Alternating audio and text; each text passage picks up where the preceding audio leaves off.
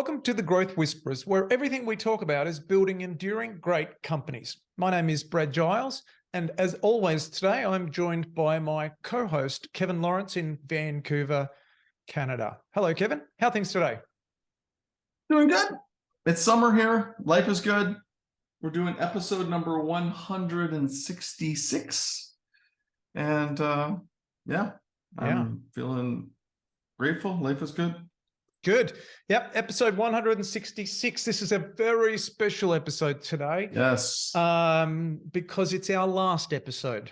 We are recording this in late May 2023 after 166 weeks in a row talking to each other, helping you to build enduring great companies.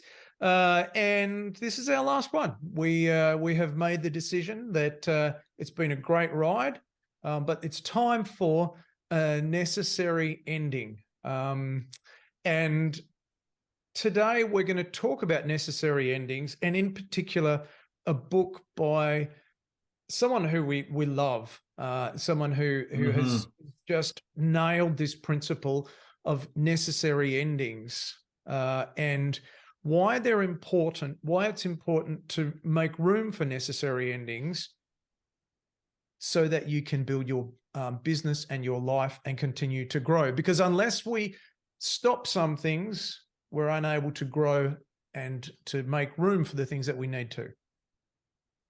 Yeah, and it's something that we talk about with ourselves and our clients all the time, but it's about making room for other things in your world.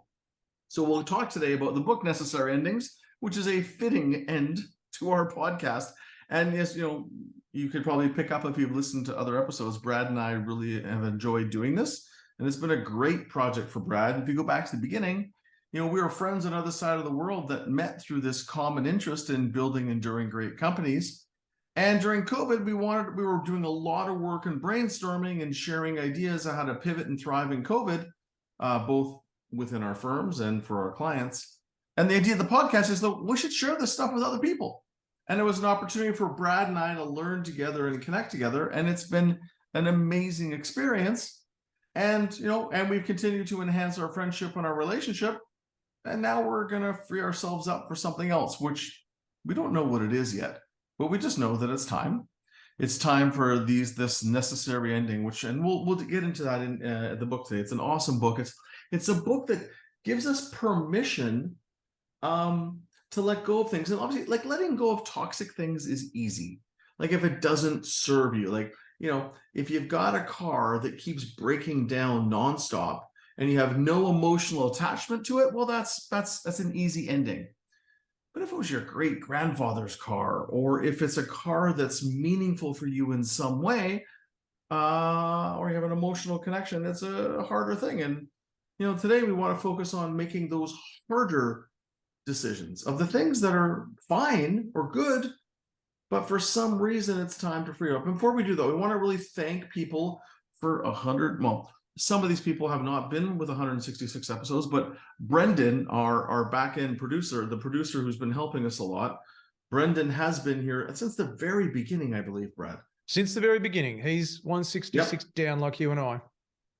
Exactly. And Braden Lawrence, my son, also has been doing it all. And I also believe he's been doing it since the very, very beginning. I think so. So Brendan and Braden have been there all along supporting us. So Brad and I can do this, and they can make the magic happen in the back end.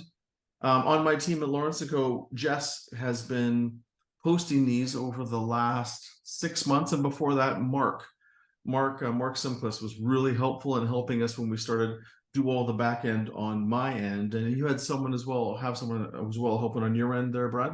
I did Bryony at our end, who's been great, helping to keep me in order and keep things happening at this end. So thank you to Braden, Brendan, Jess, and Bryony for all of your help through this podcast. But did we have a fight? I don't think we had a fight. There's no fight. No, maybe we should. Should we?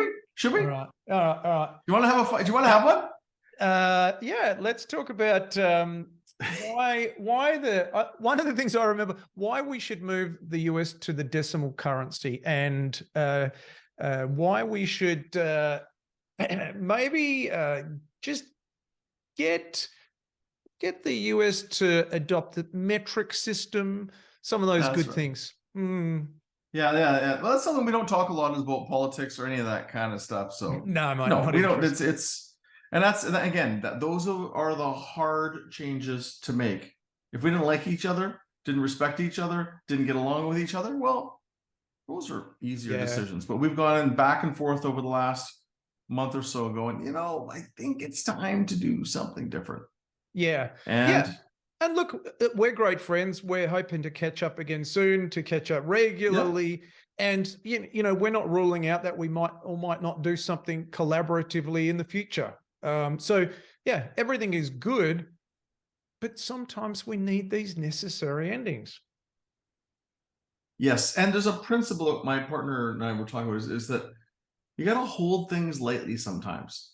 And in life, if you hold things too firmly, you can get stuck on paths for longer than they're serving you. And this one CEO, Kate, I was just talking about her today with this, and she said she called you can have beautiful short-term relationships, and it was a philosophy of, like, in life and business, when you make a great friend, you think you should be a great friend for decades. Yeah. Or when you hire a great team member, they should be with you for life. And I mean, sometimes there's people that are in your life for an hour and have a massive impact. Or there's people that you work with for 3 months or 3 years or 13 years. But human nature is we want to hold on to those good things. We can't help it. Some people want to hold on to the bad things as well. That's a challenging thing. But we want to hold on to good things. And sometimes those aren't the best choices. It's as Jim Collins says, good can be the enemy of great. Yeah. So Yep. So you would know that Steve Jobs, who was the founder of Apple, started Apple, and then he got famously fired from Apple by the person he appointed to be CEO and chairman. So he then went out and started his own businesses and did some other things. And then after a while, he came back to lead Apple once again. The first yep. thing that he did when he got back is he assembled everyone and he said, this is what we're going to do. And we're going to stop doing all of these things. One of those examples was the printer division. So the printer division was one of their most profitable areas within the business, and people were shocked. I forgot about that. Right. Yeah. And they were shocked. And he drew a 2x2 matrix and he said, we're going to do business and personal computers, and we're going to do them in the low and the high end. Everything else is done. And that decision to make that necessary ending from all of the products that weren't contributing to their main their main differentiation, or the main thing that they could win at in the market, meant that was part of the genesis of them beginning to become the successful company they are today. So they couldn't grow unless they let go of those things. An example Yes. of necessary endings. It's great. And I was thinking about too, is that, I've had it with some clients that I've worked with for like a decade or so. And I enjoy working with them. And the problem is I'm so loyal to people, my loyalty, and I love those relationships where you know each other and want to help each other. And I had one client, and I could feel it was time for somebody else on my team to work with them. And thankfully I have people on my team that can take over. And it was interesting. I was agonizing over having the conversation with them. We planned it over like 9 months. Like, hey, I'll hand it over, in 9 months, to give them lots of time because I respect them and want to support them. Yeah. And my team member Tim took over, and on his first strat planning session he did with them, he got like 10 out of 10 feedback. And so I was thrilled that the client was well taken care of. I was thrilled for him. And I felt a bit of they didn't miss me that much. But it's like, I knew it. And it was hard to have the conversation. And it was like, Actually, and Tim had a similar experience taking over a couple of my other clients as well. And those are just hard. It's hard for me, but it's also good. Like in that case, it was good for the client because for them, they're going to get different perspectives and different things, which they did get with him. And for me, I was ready for something new, and I've got a firm to work on and books to write, and I can't, I have to let go of things if I'm going to do it. It's just, it kind of goes against my grain sometimes, and it's hard. But yet when I do, it seems to be like a win-win-win. Well, we need to create the space for us to be able to grow. That's the point. Yes. So within the book, again, it's Necessary Endings by Dr. Henry Cloud. There are 5 main areas that we want to talk about today. So the first area is that endings are not inherently negative. They're essential for pruning and allowing new growth. So he uses the metaphor of a person who's pruning a rose bush, and a rose bush every year has to be cut right back. And I'm talking about 6 12-inch stems from what might have been a 5-foot, excuse me for advocating for metric earlier and now talking imperial, but a large bush trimmed right back almost to the ground. And that's how you get the best growth in the next year. And that's the metaphor that he uses. So it's not negative, but it's essential so that we can allow new growth. Yeah. And again, it makes sense in nature. We've talked before how forest fires are healthy because it burns the underbrush. It just feels hard. And have you ever seen someone prune back a rose bush or grapes in a vineyard or anything? It looks almost violent sometimes and harsh how much it prunes back, but then it grows back stronger. So the first thing, endings are not inherently negative. There can be lots of positive ones. Now, sometimes if you leave a necessary ending too long, it can go negative. If you just imagine a rose bush just being left wild, it's going to have a harder time. And then the second thing they talk about is there's 3 types. And it's a very liberating, refreshing book to read. I really, really enjoyed it. 3 types of endings. Obvious ones, like the ones that are no-brainers, like something that's toxic or broken or doesn't serve you. Difficult but essential ones. And those, obviously are the ones that we're talking about. They take a little more work. But deep down inside, it's worth it. And then those needed to protect oneself. Yeah. Those are ones that, again, are tying back into more of the toxic type things, the things that, you're getting injured or hurt or drained or as a result of those. And you need it, whether you're projecting your energy or your money or your sanity, whatever it happens to be. So obvious, difficult and essential, and then almost self-preservation or self-protection. Yeah, the obvious ones are kind of easy. Look, we're losing so much money here. It doesn't make any sense. But the problem is there's one team that I work with, and recently they were trying to find a way to stop division that is bleeding cash, like hemorrhaging cash. And all of the money that's made in the profitable division is paying for the unprofitable division. Yeah, that's a common scenario. It really is. And so that kind of falls across all 3 of those. It's obvious, it's difficult but essential, and it's needed to protect. But you said before, I like the book because it's refreshing, and that's the same reason that I do, because it says it's okay, it's a human trait. It makes me think about this in a different way. And then when you embrace that, because I read this several years ago, you think everything has a beginning and a middle and an end, and it's okay. And then as a coach, we look at these situations more than just being tough, and we think this is just a part of nature, that things have a beginning, middle, and end. And if this division can't be turned around, it's closer to the end than the beginning, and therefore it needs to have some kind of action. So moving on to number 3, the fear of endings stems from the unknown and potential losses associated with change. Humans don't like change. It is counterintuitive. We like the status quo, but the status quo may not be the best thing for us. The status quo may not enable us to undergo the next phase of growth, personal growth or financial growth that we need. And so how many times in your life can you look back and think, well, I was forced into that change or that ending? Like, I left it too long.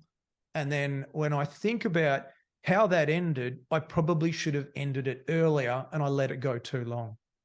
Almost always. And that's what, whether it's maybe it's making we're talking about physical move of your home, or a friendship, or a relationship, or a client, or any of those, and a team member or an employee, or you leaving and doing something different. It's like, it's always fear, because it's fear-based, because we're comfortable. And generally, the hard part about this is we're more motivated by avoidance of pain than we are pleasure by nature. Yes. And so there's a perceived potential pain from making these kinds of changes, which causes people not to. So there are people who are in really, really challenging environments. I was talking to someone once, I remember, and they were talking about how they had a friend of theirs, and there was a lot of brutal and toxic things around that friendship. Yeah. But it was their only friend, and they didn't want to be friendless. And so they hung, and this is when they were young, like in, grade school, but they hung on to the friend because they didn't want to have no friends. And one bad friend was better than 0 friends. Yeah. And again, it's not like these things are logical. It's fear and anxiety and all the stuff that comes into our brain. And I've seen it myself many, many times. And generally things will work out, but that change and letting go is hard. It is. It makes me think about a CEO that we work with. And this person kept a salesperson, a senior salesperson, for, I reckon, 5 years too long, which is a very long time, right? But the CEO kept justifying it by saying this person owns the relationships for our biggest clients. Yeah. Like, if I exit this person, I don't have a relationship with those clients. They trust that salesperson, and they really, when the person did leave, it wasn't anywhere near as bad as they thought it would be, but it was driven by the fear of the ending. What will happen? What if? Correct. What if? And I've seen it again and again. We had in one company someone that needed to move on after a long time with the company. And and some CEOs and leaders are concerned about lawsuits and everything else. This person wasn't. They were concerned about doing permanent damage to a relationship that they had, because they actually really cared about the person. And it's interesting. I always remember advice that Jim Collins gives to this about ending relationships with employees that you have to let go. And he always said, which this helps it, is you got to allow them to maintain their dignity. When you need to end a relationship with an employee, you've got a stake in it too. You've got a hand in it. Whether you hired them or managed them or promoted them, you're part of it. You're part of the organization for sure. That may have made a bad hiring choice or promotion choice or who knows what. And he's always said is that you should allow them to maintain their dignity. And to him, what that means, if he calls them on their birthday a year later, they'd answer. They would answer the phone and take a call from him if he was sending good wishes. And so, there's still anxiety about ending, but how do you do it gracefully? How do you end it well, if at all possible? Again, that's in a relational sense, but stopping anything, people are still likely to be fearful of the repercussions. Yeah, let's move on to number 4. Necessary endings lead to new opportunities, improved performance, and increased happiness. I talk about this in my book, Onboarded, where we say at the end of 90 days, when you're onboarding a new employee, we want the system to force a decision that they're either a successful fit or an unsuccessful fit, and that decision to be made by the new hires manager.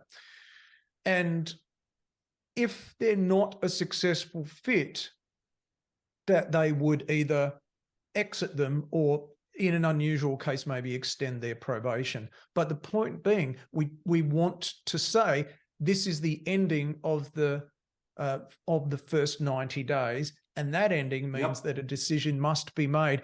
Because if we don't do that, we won't have the opportunity to get someone in who could be a successful fit and who might produce better performance, even though it's going to be difficult to fire them or exit them, and it's going to be difficult to hire again.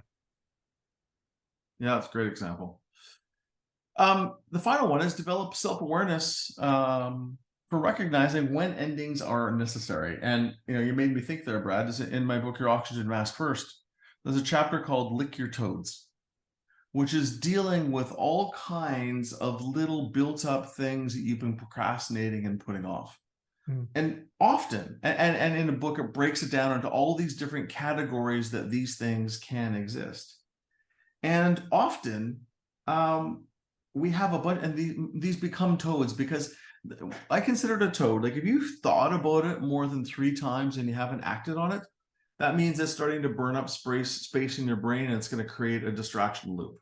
Yeah. And there's a whole metaphor about the toads, but this toad list of things, and generally, you know what you need to do, and you just dread dealing with it. That's hard. So, for example, I had a friend that had a financial advisor, and they had invested in something that they intuitively kind of knew wasn't the right choice, but they didn't want to deal with it because they had such a great relationship with the financial advisor. The financial advisor had been so helpful to them in a challenging time. They didn't want to let the person down. Yeah.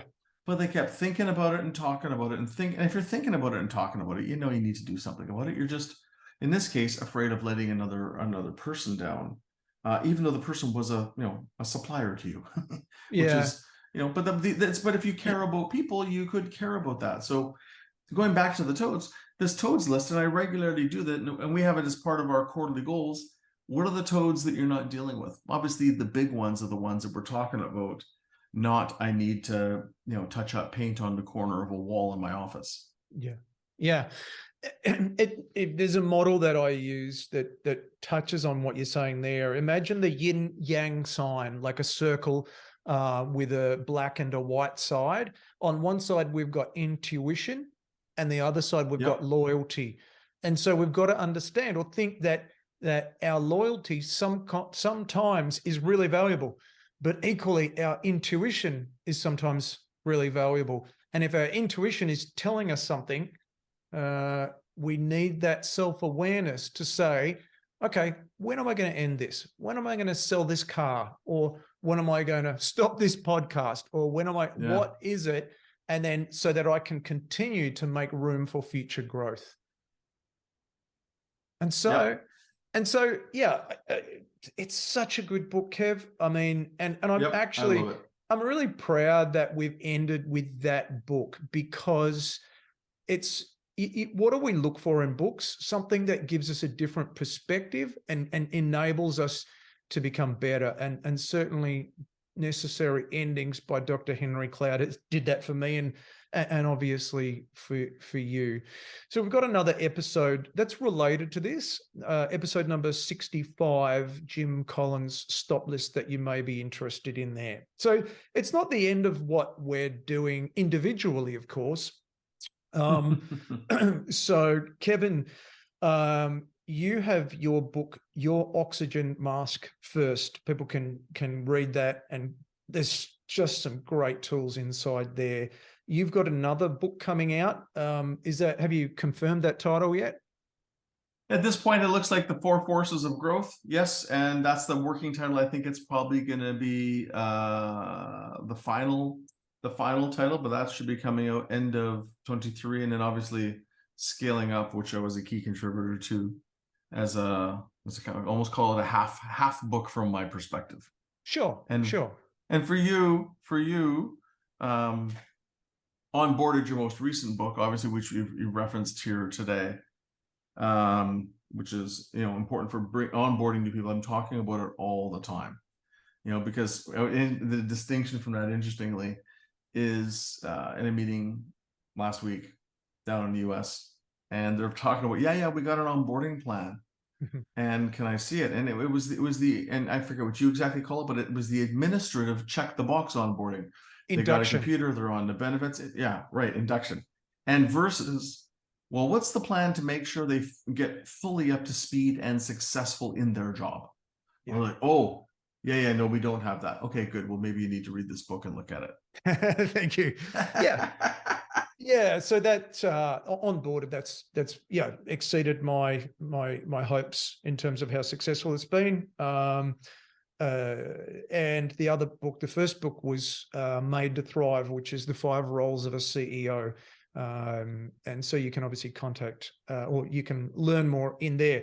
Then newsletters. The way to continue to get insights from both of us individually is our newsletters. We cannot underestimate just the value that we're pumping out each and every week through that medium. Kevin's you will find at lawrenceandco.com.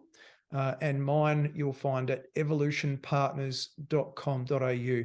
It's really more so than books or other areas or social media. It's really the spot where all of our thinking and everything goes. So I encourage you, if you're interested, to go and subscribe to each of our newsletters there. So what else, Kev? That's it. I just want to again thank all the listeners that first of all, thank the people that have supported us. We did up front, but thank all the listeners that have been part of this. Right? There's thousands of people every month are downloading and listening to episodes, and we appreciate the people that have been a part of it, and hopefully you've got good value out of it. If you're new and listening to this, you can go back and listen to the old episodes. There's all kinds of great content, and we share our best thoughts, the best things that we know and learn from other people. So thank you to the listeners. Thank you to the people that support us. And Brad, thanks to you. It's been a great collaboration between us, and a great way for our own growth and our own clarity as we've debated different principles. Usually we pre-debated them before we record them, but to get aligned around our best thinking about what does it take to build enduring great companies, which is this podcast has been about. Yeah, thank you, Kev, as well. Obviously, we come at this from different angles, and I've greatly appreciated the effort that you've put in, the time that you've committed, and also your different perspectives. As I'm sure, I thank you as well to the audience who've endured, as we've spoken about, building enduring great companies. Well, that's it. This is our necessary ending. Thank you, everyone. Yes. I do wish you the best, and we've given you the contact details. Enjoy, and I hope that from here you're able to go on and thrive and build your own enduring great company. Thank you. Yep, sounds awesome. Agree.